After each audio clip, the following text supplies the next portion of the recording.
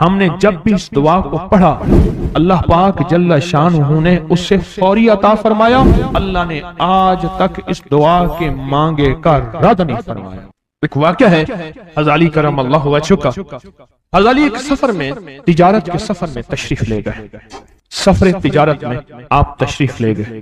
جب وہاں آپ تشریف لے گئے تو دیکھا ایک شخص ہے جھونپڑی, اس میں سے کرہانے کی آواز آ رہی ہے. آپ اندر تشریف لے گئے تو صاحب خانہ نے اندر سے آواز دی جو بھی صاحب آ رہے ہیں اجازت سے آئیں. سمجھ گئے اندر مستورات ہیں. وہ صاحب باہر تشریف لے آئے تو پوچھا کیا ہوا, کرہانے کی آواز کیا ہے؟ کہا میری بیٹی ہے جنگل میں لکڑیاں لینے گئی, اس کے اوپر ایک درخت گر گیا کاٹتے کاٹتے اور اس کی وجہ سے اس کی کمر ٹوٹ گئی ہے. اب یہ بستر پہ پڑی ہے, اب یہ بیچاری تکلیفوں اور دکھوں میں. آپ نے فرمایا کوئی مسئلہ نہیں, میں ایک عمل کرتا ہوں, تو ایسا کر صرف اس کا کپڑا لے آ.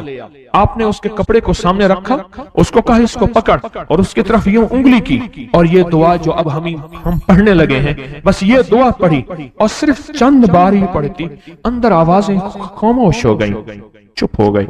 آپ نے فرمایا پوچھو جا کے. آپ وہ بندہ اندر گیا تو واپس آیا, کہا بیٹی کو نیند آ گئی ہے, آج کئی ہفتے ہو گئے ہیں سو نہیں سکی, در سے کرہا رہی تھی, اس کو نیند آ گئی ہے. آپ فرمانے لگے میں سفر میں جا رہا ہوں, جب واپس آؤں گا نا پھر پوچھوں گا, اگر کوئی تکلیف ہوئی تو پھر دم کروں گا, پھر دعا کروں گا اور انشاءاللہ ٹھیک ہو جائے گی. آپ چلے گئے, آگے تشریف لے گئے تو آپ کے ہم سفر تھے, ان کی سواریاں تھیں. ان میں سے ایک گھوڑا تھا جس گھوڑے کو ٹھوکر لگی, چوٹ لگی, اس کے اگلے پاؤں کی ہڈی گھٹنا باہر نکل گیا. وہ ایک طرف ہو کے بیٹھ گیا, اس کا گھوڑا چل نہیں سکتا تھا. اس نے آ کے حضرت علی کرم اللہ درخواست کی کہ آقا اس کے لیے کچھ فرما دیں. فرمایا میں اس کے لیے دعا کرتا ہوں, یہ ٹھیک ہو جائے گا. اور آپ نے دعا پڑھنا شروع کر دی اور فرمایا یہ اس کے ہاتھ پہ, اس کی ٹانگ پہ آپ نے ہاتھ پھیر دیا, جو معذور تھی ٹوٹی ہوئی نکلیا ہوا گھٹنا تھا. فرمایا ٹھیک ہو گیا. اور قافلے والوں نے دیکھا وہ گھوڑا سب سے آگے تھا, سب سے سبق رفتار تھا اور سب سے لاجواب تھا. آگے ایک جگہ تشریف لے گئے تو قافلے کو پیاس لگی, پانی کی ضرورت تھی. کنواں دیکھا تو کنواں خشک تھا. آپ نے فرمایا کوئی بات نہیں, یہ دعا پڑھی اور دعا کو پڑھ کے اپنا لعاب کنویں میں ڈال دیا. فرمایا کنویں میں پانی کا ایک جوش اٹھا اور پانی اٹھا اور منڈیر سے باہر نکلا. لوگ پینے لگے تو آپ نے روک دیا. فرمایا مت پیو, کنویں کا جو کھڑا کالا پانی ہے وہ نکل جائے اور پھر شفاف پانی جب نکلا فرمایا یہ پانی پیو, مشکیزیں بھرو, سواریوں کو پلاؤ. قافلہ چلتا رہا. آگے تشریف لے گئے, آگے دیکھا تو کھانا ختم ہو گیا. اتنا کھانا تھا کہ اب کھا لیں, آئندہ کیسے کھائیں گے. تو آپ نے فرمایا جو کھانا ہے لے آؤ. آپ نے کھانے کو رکھا, اوپر کپڑا ڈال دیا اور یہ دعا پڑھنی شروع کر دی جو ابھی ہم بیٹھ کے پڑھیں گے. خوش قسمت ہیں. اور کپڑا ڈال کے فرمایا دعا فرمائی, یہ عمل فرمایا, یہ دعا پڑھی اور اس کے بعد فرمایا دیکھو کھا لیا. اور فرمایا ہمارا 17 دن کا سفر تھا, اس 17 دن میں ہم نے کھایا, لوگوں کو کھلایا, جہاں لوگ آتے تھے ان کو بٹھاتے تھے. دسترخوان ہمارا تھا چند افراد کا, پھر سینکڑوں لوگوں نے کھایا. 17 دن کے سفر میں تھوڑی سی کمی بھی نہ ہوئی. جب گھر لوٹے تو وہی کا وہی ہمارا خزانہ, کھانا وہی سارا توشہ موجود تھا. آگے تشریف لے گئے تو ایک تجارت میں ایک دیکھا تو ایک بندہ ہے ٹھیکریوں پہ ٹھیکریاں مار رہا ہے. آپ اس کی طرف تشریف لے گئے, آپ نے اس کو جا کے دیکھا, لگتا ہے کہ تو پرانا جواری ہے. اس نے کہا جوا کھیلتا تھا, سب کچھ ہار بیٹھا ہوں, ہر چیز زندگی ختم ہو گئی ہے. آپ نے فرمایا اچھا ایسا کر توبہ کی نیت کر لے, اللہ سے توبہ کر لے, اور پھر میں تیرے لیے دعا بھی کرتا ہوں, عمل بھی کرتا ہوں. تو ایسا کر پتھر پہ پتھر مار, تیرا ہر پتھر سونے کا بنتا جائے گا. آپ بیٹھ گئے, اس نے ویسے ہی پتھر پہ پتھر مارا اور جیسے بیچارہ بے بسی کی حالت میں پہلے مار رہا تھا, آپ نے دعا کرنی شروع کر دی, یہ دعا پڑھنی شروع کر دی. اور دعا پڑھتے پڑھتے دیکھا تو لوگوں نے پتھروں کی شکلیں بدلنا شروع ہو گئی, اور جو پتھر بھی اس کے ہاتھ میں آیا تھا وہ سارے پتھر سونے کے بن گئے. آپ نے سارا سونا اس کو دیا, چل پڑے. سفر میں آگے جاتے جاتے دیکھا کہ ایک شخص ہے, اس کے ساتھ ایک بچہ ہے, ایک بوڑھی عورت ہے, ایک بوڑھا گدھا ہے. اور وہ سارے پیدل چل رہے ہیں گدھے کو سواری کو ساتھ لیے ہوئے۔ تو آپ نے پوچھا کیا ہوا؟ انہوں نے کہا ایک سانپ ہے جو اس گدھے کے پہ مسلط ہے، اس سامنے بیٹھا ہے، وہ نیچے نہیں اتر رہا، ہم نے مارنے کی کوشش کی ہے، اس کی پھنکار سے عصا جل جاتا ہے، اور جلا ہوا عصا دکھایا، ڈنڈا جلا ہوا دکھایا کہ ایک پھنکار سے ڈنڈا جل جاتا ہے، وہ مسلط ہے گدھے پہ، ہم پیدل چل رہے ہیں، منزل پہ ہے، سانپ مسلط ہے، اس کا کوئی حل نہیں۔ آپ نے فرمایا اس گدھے کو اس جھاڑی سے، اس درخت سے باندھ دو، اور باندھ کے آپ قبلہ رخ ہوئے اور یہ دعا پڑھنی شروع کر دی، اور فرمایا پھر دوسرے رخ ہوئے اور یہ دعا پڑھنی شروع کر دی، اور تیسرے رخ ہوئے اور دعا پڑھنے کے بعد آپ نے اس سانپ پہ پھونک مارا، سانپ چونٹی بن کے چھلانگ لگائی اور غائب ہو گیا۔ تو انہوں نے پوچھا آقا یہ کیا تھا؟ فرمایا یہ تمہارے اوپر ایک دشمن جن مسلط تھا جو کہ تمہاری جانوں اور عزتوں کا لٹیرا تھا۔ آخرکار آپ کے غلام نے آپ سے پوچھا آقا اگر آپ یہ دعا ہمیں سکھا دیں، چشمہ فیض سے گر ایک اشارہ ہو جائے، چشمہ فیض سے گر ایک اشارہ ہو جائے، لطف ہو آپ کا اور کام ہمارا ہو جائے۔ آئیں بسم اللہ کر کے اس دعا کو پہلے سنتے ہیں۔ یا وہاب حبلی من نعمت الدنیا والآخرہ انک انت الوہاب۔ اللہ کے ولیوں نے اپنی کتابوں میں ایک بات لکھی ہے، ہم نے جب بھی اس دعا کو پڑھا اللہ پاک جل شانہ نے اس سے فوری عطا فرمایا، ورنہ اس کے نسبت عطا فرمائی، اور ورنہ چند لمحوں میں عطا فرمایا، ورنہ چند دنوں میں۔ اللہ نے آج تک اس دعا کے مانگے کا رد نہیں فرمایا۔ ریس کی وسعت کے لیے جو میں بتاتا ہوں کہ بندہ ہے 129 دن اور 129 دفعہ سورۃ کوثر پڑھ اور پھر آنکھوں سے رب کی طاقت کے جلوے دیکھ۔ 129 دن اور 129 بار۔ آپ بتائیں جو یہ پڑھتے ہیں 129 بار سورۃ کوثر کتنا وقت لگتا ہے؟ صحیح بتائیں، اگر نہیں پڑھتے نہ بتانا۔ 10 منٹ کی آواز بھی ہے، 7-8 منٹ کی آواز بھی ہے، 15 منٹ کی آواز بھی ہے۔ ہم 15 منٹ لے لیتے ہیں، 15 منٹ لے لیتے۔ کیا روزانہ کے 15 منٹ ہمارے لیے مشکل ہے؟ 129 بار سورۃ کوثر، اور اگر جگہ اور وقت ایک ہو تو پھر اس کی طاقت اور تاثیر حیرت انگیز طور پہ دگنی ہو جاتی ہے۔ زمان اور مکان وہی وقت وہی جگہ، مجبوراً اگر نہیں ہے تو کوئی حرج نہیں، پر یقین دل کی گہرائیوں، اندر کا درد اور پورے خشوع خضوع، دھیان، طلب، تڑپ اور جذبے کے ساتھ پڑھ 129 بار۔ اصل میں یہ 129 کا جو عدد ہے نا، لفظ لطیف کا عدد ہے، یا لطیف ہو نا، لطیف 129 بار اور 129 دن۔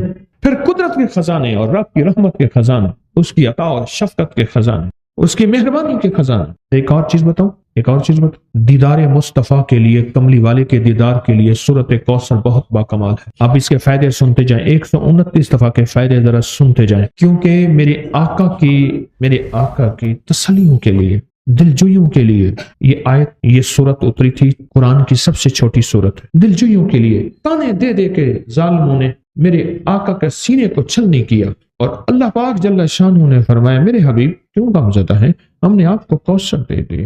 اور میرے حبیب یہ جو تانے دینے والے ہیں، آپ پہ جادو کرنے والے ہیں، آپ پہ نظر بد کے حملے کرنے والے ہیں، اور آپ کے ساتھ حسد کرنے والے ہیں، یہ ان نشان آقا ابتر، یہ تو ایسے ابتر ہوں گے، ان کی زندگی ابتر ہوگی، ابتر سے ابتر اور ابتر ہوگی کہ بس زمانہ دیکھے گا وہ شماتت الاعداء، اور ان کے دشمن ان پہ ہنسیں گے، ایسے ابتر ہوں گے۔ 129 بار سورۃ کوثر دیدار مصطفیٰ کے لیے، 129 بار سورۃ کوثر جادو کے آخری توڑ کے لیے، 129 بار سورۃ کوثر جادو کو خود پلٹانے کے لیے، پلٹ جاتا ہے۔ 129 بار سورۃ کوثر آفات اور بلیات کو دور کرنے کے لیے، 129 بار سورۃ کوثر انزائٹی، ٹینشن، ڈپریشن اور اسٹریس کے لیے، اور 129 بار سورۃ کوثر پرسکون نیند کے لیے، 129 بار سورۃ کوثر پرسکون زندگی کے لیے، اور 129 بار سورۃ کوثر دنیا حسنہ کے لیے۔ وہ طاقتور چیز ہے جو 7 نسلوں کو کھلاتی بھی ہے، پلاتی بھی ہے، سکون کی نیند سلاتی بھی ہے، اچھا لباس پہناتی بھی ہے، عزتوں کے تاج سر پہ رکھواتی بھی ہے۔ نوری لقمہ اپنی زندگی کی ضرورت بنا لے، پھر کیا ہوگا؟ سورۃ فاتحہ کی آیات 7 ہیں۔ اللہ 7 آسمان اور 7 زمین کی جتنی بھی برکات ہیں बरकातुम मिनस समावाति वल अर्ज़, अल्लाह 7 आसमान और 7 जमीन की सारी बरकत इसको अता कर देगा और लोगों को पता ही नहीं होगा कि ये बंदा कितना मालदार है, रूहानियत की ताकत और रूहानियत में कितना आगे है, कोई पहचान भी नहीं सकेगा कि रूहानियत में ये बंदा कितना आगे है और कितना आगे से आगे बढ़ गया है, किसी को इल्म भी नहीं होगा। नूरी लुकमा अपनी जिंदगी की मजबूरी बना ले और नूरी लुकमा अपनी जिंदगी की जरूरत बना ले, फिर देखें कमालात। क्यों? फरमाए जो सारे कुरान में है, जो सारे कुरान में है, जो सारे कुरान में है, आंखें खुल जाएं। ये सूरत फातिहा नमाज खाने के दौरान पढ़ने वाला ये अहले नजर में है, इसकी नजर वसी हो जाती है। ये अहले कश्फ होते हैं, इनकी दिल की आंखें खुल जाती हैं, ये फरिश्तों को देखते हैं, ये इंसानों के दिलों में झांक लेते हैं, ये कायनात के राज पढ़ लेते हैं, कायनात के राज पढ़ लेते हैं। ये अल्लाह पाक इनके सामने जिन्नात आंखों से दिखाता है, हत्ता कि यहाँ तक कि अल्लाह कब्र के राज भी इनके ऊपर खुल देते हैं। नूरी लुकमे का असर यह है, दिल की आंखें खुल जाती हैं, दिल की आंखें खुल जाती हैं, दिल की आंखें खुल जाती। ये नूरे लुकमे की तासीर है। चेहरे की आंखें तो सबके पास है, दिल की आंखें सबके पास नहीं। दिल की आंखें सबके पास नहीं, चेहरे की आंखें सबके पास हैं, दिल की आंखें सबके पास नहीं। नूरी लुकमे की यह तासीर है कि दिल की आंखें खुल जाती हैं और दिल की दुनिया आबाद और दिल की दुनिया शाद और दिल का वो बंदा बामुराद बन जाता है जो नूरी लुकमे अपनी जिंदगी में शामिल करता है। और नूरी लुकमे सूरत फातिहा और कितनी बार? अच्छा, ये सूरत फातिहा बीमारियों का इलाज। साहबा करम फरमाते हम जा रहे थे, कोई एक सरदार था, उसको बिच्छू ने काट लिया और उसको चीख रहा था बेचारा, और मैं सांप का काटा सोए बिच्छू का काटा रोए।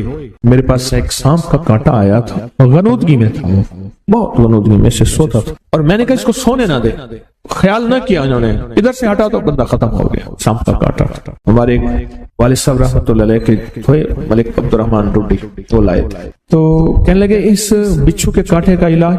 सहाबा कराम ने 7 बार सूरत फातिहा पढ़ के उस पर दम कर और वो ठीक हो गया। और मैं जब सूरत फातिहा अर्शों से जमीन पे आई, नाजिल हुई, एक गूंज उठी, एक आवाज आई, और मैं अल्लाह से आज वो चीज जमाने पे जमीन पे नाजिल की है जो इससे पहले कभी आई नहीं थी और जो इसके बाद कभी आएगी। इससे पहले कभी आई नहीं थी, इसके बाद कभी आएगी। और जब सूरत फातिहा नाजिल हुई, शैतान रोया, पीटा, अपना सर पे राख डाली और इतना शोर किया कि काश कि ये सूरत फातिहा आई है, और अगर आई है तो वापस चली जाए, अगर वापस नहीं गई तो किसी की जुबान पे ना जाए, यानी कोई इसको पढ़ ना सके, अगर पढ़े तो उसका यकीन ना मिले। यकीन से पढ़ने वाले की दुनिया भी, आखिरत भी, रिस्क भी, इज्जत भी, सेहत भी, तमंगरी भी, बादशाहत भी, खुशियां खुशहालियां भी यकीन से पढ़ने वाले को मिलती हैं। और इसलिए आज भी शैतान सूरत फातिहा से लरसता है कि सूरत फातिहा पढ़ने से जन्नात और शयातीन ऐसे दूर होते हैं, ऐसे कि मीलों दूर चले जाते हैं और उस बंदे से खौफजदा होते हैं जो सूरत फातिहा पढ़ता है। खाने के दौरान इसकी हिकमत क्या है? इंसान खाने के दौरान मशगूल होता है, खाने की लज्जतों में खोया हुआ होता है, और अगर भूख बहुत ज्यादा हो, भूख बहुत ज्यादा हो, तो फिर तो होश नहीं होता, फिर होश ही नहीं होता अगर भूख बहुत ज्यादा हो। अब इसी दौरान जिस तरह, सुने गौर से, बड़ी मैं अजीब बात बता रहा हूं, हजरत इमाम जाफर सादिक सलामुल्लाह रिजवानुल्लाह ताला अलैहि मजमईन अल्लाह के वली थे, विलायत के ताजदार थे, सरदारों के सरदार थे, औलिया के सरदार थे। मैं बाजार में जाते थे, जाके फिर वापस आ जाते थे, फिर जाते कुछ नहीं खरीदते थे। किसी ने पूछा अब क्यों जाते हैं? फरमाया 2 वादे लेने। क्या? मैं जाके बाजार में हर बंदे को सलाम करता हूँ, वो सलाम का जवाब देते हैं, और क्या पता किसी के सलाम का जवाब ऐसा हो जो अल्लाह के यहाँ मकबूल भी हो, महबूब भी हो। और फिर फरमाया बाजार में जाता हूँ और जाके बाजार में जाता हूँ और जाके बाजार की दुआ पढ़ता हूँ। फरमाया जो चौथा कलमा घर में पढ़ेगा اس کو 10 نیکیاں ملیں گی، اور جو بازار میں پڑے گا کتنی نیکیاں ملیں گی؟ 10 لاکھ نیکیاں ملیں گی۔ پر میں 10 لاکھ نیکیاں کمانے کے لیے جاتا ہوں۔ آل رسول کی محبتیں، عبادتوں کا حرص دیکھیں، ہمیں مال کا حرص، انہیں اعمال کا حرص۔ وہی دعا، وہی چوتھا کلمہ گھر میں پڑھیں، 10 نیکی ہیں، بازار میں پڑھیں، کیونکہ وہ ہر بندہ مشغول ہے، دنیا میں، مال میں، چیزوں میں، بھاؤ تاؤ میں لگا ہوا ہے۔ وہی بازار میں پڑھیں تو 10 لاکھ نیکیاں۔ اسی طرح کھانے کے دوران جب لذت ہے، کھانے کے دوران ذائقہ ہے، اور کھانے کے دوران لذت اور ذائقے میں اگر کوئی بندہ سورۃ فاتحہ پڑھ لے تو اللہ کہتا ہے تو ان لذتوں میں مجھے نہ بھولا، ان کھانے کی چیزوں میں مجھے نہ بھولا، ان ساری کیفیتوں میں مجھے نہ بھولا۔ اللہ خوش ہوتا ہے، اور پھر اللہ جل شانہ اسے 7 آسمان اور 7 زمین کی برکتیں حوالے کر دیتا ہے، اور جس کے پاس 7 آسمان 7 زمین کی برکتیں ہوں، یہ ساری عبادتیں کھانے کے دوران کوئی معنی نہیں رکھتی، پھر ایسی سمیٹ کے اللہ کائنات کو اسے دے دیتا ہے۔ نوری لقمے کی تلاش کریں، نوری لقمہ زندگی میں لے آئیں، بڑی خوشحال زندگی گزرے گی، بہت لاجواب زندگی گزرے گی۔ 7 دفعہ سورۃ فاتحہ سے قرضے اتر جاتے ہیں، 7 دفعہ سورۃ فاتحہ سے بیٹے مل جاتے ہیں، 7 دفعہ سورۃ فاتحہ سے نعمتیں، اور 7 دفعہ سورۃ فاتحہ وہ طاقتور چیز ہے جو 7 نسلوں کو کھلاتی بھی ہے، پلاتی بھی ہے، سکون کی نیند سلاتی بھی ہے، اچھا لباس پہناتی بھی ہے، عزتوں کے تاج سر پہ رکھواتی بھی۔ کہیں انشاءاللہ۔ اب سوچیں کون سا مشکل عمل، بہت زبردست عمل ہے، 1 منٹ کا کام ہے پر کام بن جاتا ہے۔ اور میں نے اس کی اجازت جتنی مشکل سے لی تھی نا، اس عمل بہت مشکل سے اجازت، اور جس دن لی تھی اسی دن فیصلہ کیا تھا انشاءاللہ اسے چھپاؤں گا نہیں، انسانیت مخلوق کو بتاؤں گا۔ اور یہ 7 دفعہ سورۃ فاتحہ جو دل کا مریض ہو مجھ جیسا، اس کا بھی علاج ہے، جسمانی ہو یا روحانی۔ میں نے پچھلی دفعہ کہا نا کہ میں دل کا سخت مریض ہوں، اور آج بھی ہوں، دعا کرو موت تک نہ رہوں، اور میں دل کا سخت روحانی مریض ہوں، جسمانی نہیں ہوں۔ میری پچھلی دفعہ کی وجہ سے پوری دنیا میں کوہرام مچا ہوا ہے کہ بابا گیا، جانا تو ہے، جانا تو لازم ہے۔ پچھلی دفعہ میں نے وہ کہہ دیا کہ میں دل کا سخت مریض ہوں، میرے لیے دعا کرو، وہ یہ مریض ہوں، روحانی مریض ہوں، روحانی مریض ہوں۔ تو یہ بیماری جو دل کی بیماری ہے نا، اس کا بھی علاج ہے، روحانی ہے یا جسمانی۔ جیسے میں دل کی روحانی بیماریوں کے بارے میں نے آپ کو کہا، میں سخت مریض ہوں دل کا، اللہ کرے اس کا مرض کا علاج ہو جائے۔ تو کھانا کھاتے ہوئے میرے دل کے لیے بھی آپ دعا کریں گے کہ اللہ بھی میرے دل کو ٹھیک کر دے، اللہ بھی ٹھیک کر دے۔ آپ مجھے بزرگ سمجھتے رہے ہیں اور اندر سے کام کھوکھلا ہو۔ یہ دل کی روحانی بیماریوں کا بھی علاج ہے، اور یہ جسم کی اور دل کی جسمانی بیماریوں کا بھی علاج ہے۔ یہ صحت مندی کا راز ہے، سورۃ فاتحہ ہے بابا، سورۃ فاتحہ، سورۃ فاتحہ۔ جو بندہ سورۃ فاتحہ پڑھتا ہے، ایک بار اللہ جل شانہ ان 7 آیات کی تاثیر اور طاقت اسے عطا فرماتے ہیں، اور 7 سمندروں میں جو غذا، رزق، طاقت اور قوت اللہ نے رکھی ہے، اس کا حصہ اس بندے کو دیتے ہیں جو صرف ایک بار سورۃ فاتحہ پڑھتا ہے۔ یہ جو وظیفے ہیں کسی درویش کی، یا کوئی درویش نے جس کو اجازت ہے اس کی اجازت صحیح ہو، ہر بندہ اجازت دینا نہ شروع کر دے۔ اجازت کے پیچھے نسبتیں چاہیے، ان نسبتوں کی طاقت چاہیے۔ وہ جو اجازت ملتی ہے، اس اجازت کے اندر جو تاثیر ہوتی ہے، اس میں جو کمال ہوتا ہے، اس میں جو اندر کی کیفیتیں ہوتی ہیں، اس اجازت سے نسلوں میں تونگری، دولت، رزق، عزت، صحت ایسے بارش کی طرح برستی ہے۔ میرے جو مرشد تھے حضرت خواجہ سید محمد عبداللہ حجویری رحمت اللہ علیہ، میرے مرشد جو تھے وہ حضرت داتا صاحب کی سچی آل میں سے تھے۔ مجھے جاتے جاتے انہوں نے اجازت دی 1991 ستمبر میں، اور مدینہ منورہ فرمایا میں جا رہا ہوں، بس اب بقی میں، اور بقی کے اندر جا کے سو گئے۔ اب بھی میں مرشد کے ہاں جاتا ہوں تو جنت البقی کے قبرستان میں ان کی نسبتیں دیکھیں کتنی اونچی ہیں۔ پھر وہ نہیں، 26 بڑی ہستیوں نے مجھے خلافتیں، اجازتیں دیں، 26 سے بلکہ زیادہ اجازتیں اور خلافتیں دیں، اور ان کی توجہات ہیں، ان کی پیچھے دعائیں ہیں اور پیچھے کامل کے ہاتھ ہیں. یہ روحانیت کی نسبتیں ہوتی ہیں، روحانیت کی نسبتیں ہوتی ہیں. ان نسبتوں کے ساتھ جیسے آپ تسبیح خانے میں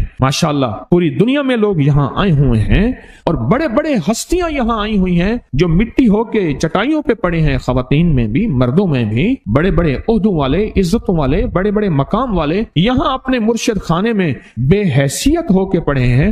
جو بے حیثیت ہو کے آتا ہے اللہ اس کو عزت اور مقام اور حیثیت دے. کہنے لگا میں نے نا حمزات کو قابو کرنے کے لیے میں نے ایک عمل کیا. عمل یہ تھا کہ ایک بڑا سا تھال لے لیں، جیسے یہ گارے اور مٹی میں تھال ہوتے ہیں، اس کا چراغ بنا لیں، اس میں 10 کلو تیل ڈالیں اور بڑی ساری بتی ہو، ٹھیک، اس کی بتی جلائیں. 10 کلو تیل جلنا ہے. یہ سارا کتنا تیل جلنا ہے؟ اس کی بتی میں، اس کی لو میں دیکھنا ہے اور پھر بیٹھنا اس انداز سے ہے کہ میرا سایہ ہو اور پھر میں اپنے سائے کو بھی دیکھوں، لو کو بھی دیکھوں، اور اس کے بعد یہ وظیفہ پڑھنا ہے. 40 دن میں یہ 10 کلو تیل جل جاتا ہے. دن رات بیٹھنا ہے اور اس کو پڑھنا ہے. 30 دن جب گزرے تھے، 30 دن گزرنے کے بعد اس کو نقشے نظر آنا شروع ہوئے. نقشے یہ نظر آنا شروع ہوئے کہ گھر ہے، بچے ہیں، کھیل رہے ہیں، اماں بیٹھی ہے، آپس میں بچے کو لڑ بھی رہے ہیں، کھا بھی رہے ہیں، پی بھی رہے ہیں. اس نے ادھر سے توجہ ہٹائی. مرشد نے فرمایا تھا کہ دیکھ میری نگرانی میں عمل کر رہا، نقشے نظر آئیں گے، کسی نقشے میں نہ توجہ کرنا نہ خوف کرنا. خوف بھی آئے گا، چیزیں بھی آئیں گے، نہ کرنا، بس نہ کرنا. دوسرے دن اوپے سے نظر آیا، پھر بچے ہیں کسی باغ میں کھیل رہے ہیں، ایک بچہ پھر گم ہو جاتا ہے، ماں روتی ہے، اتنا روتی ہے اس کو رونا آ جاتا ہے. پھر خیال آیا مرشد نے فرمایا تھا کسی توجہ نہ کر، یہ کیا نقشہ شروع ہو گیا.